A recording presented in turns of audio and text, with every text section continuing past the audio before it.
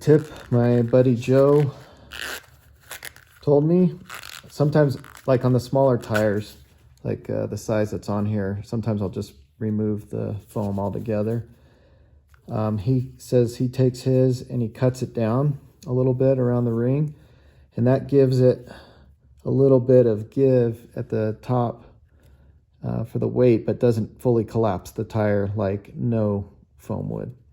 And he said that's worked well for him, so I'm going to do that. Probably taking off maybe the top third of the foam, trying to make it as round as possible.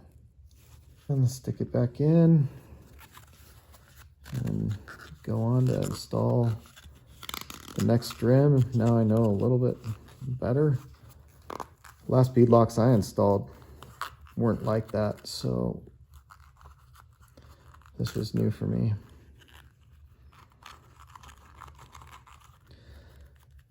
All right.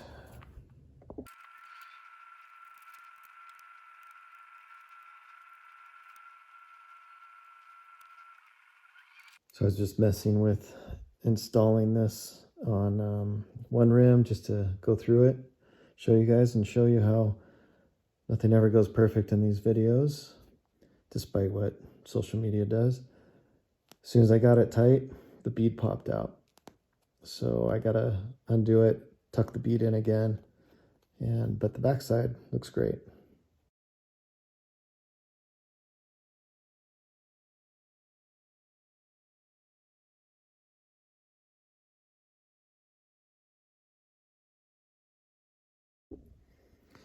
And here I thought I had it perfect. I have the front looking awesome. Then when I turn it over, off again.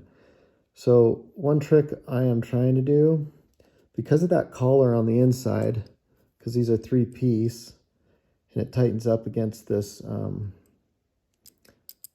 this like outer ring to pinch it against the rim here and here.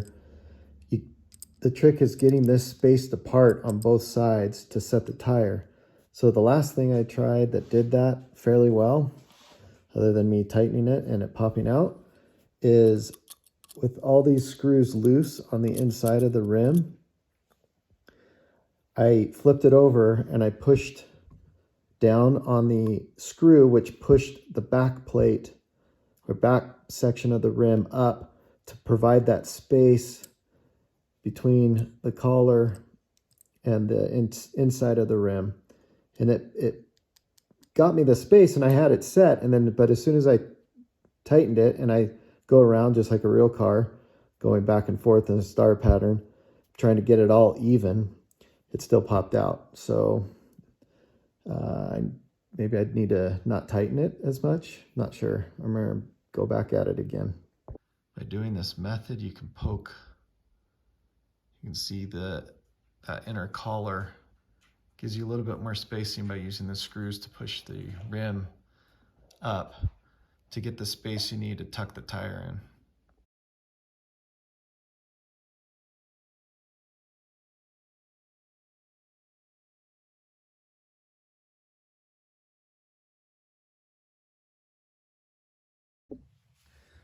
Finally, after the third attempt and way more time than I thought it would take, I have a really nice seal on the front and the back.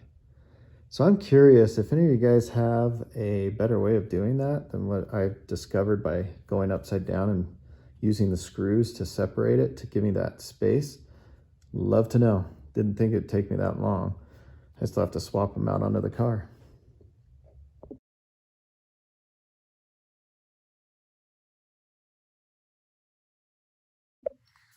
I should note, to do that method, you want to set the front first, because then it's easy to flip it upside down and be able to push it.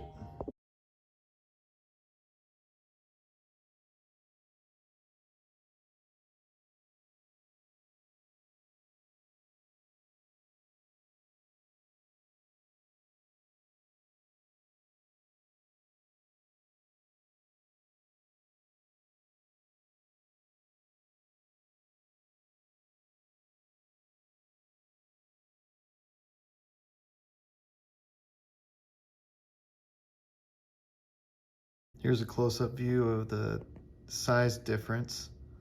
So you can see I'll get clearance, and I have tested these tires before and they grip really well. So I'll show you the same hill climb with these on after I get them all swapped out. So I'm gonna do that now.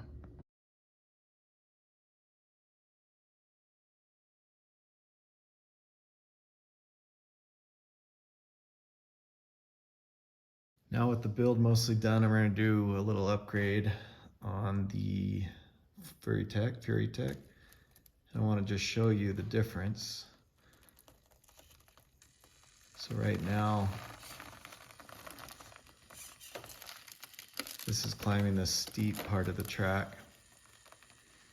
I'm just doing a slow crawl.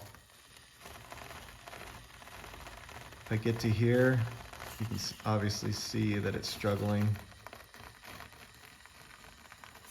but still makes it up. That's without gunning it.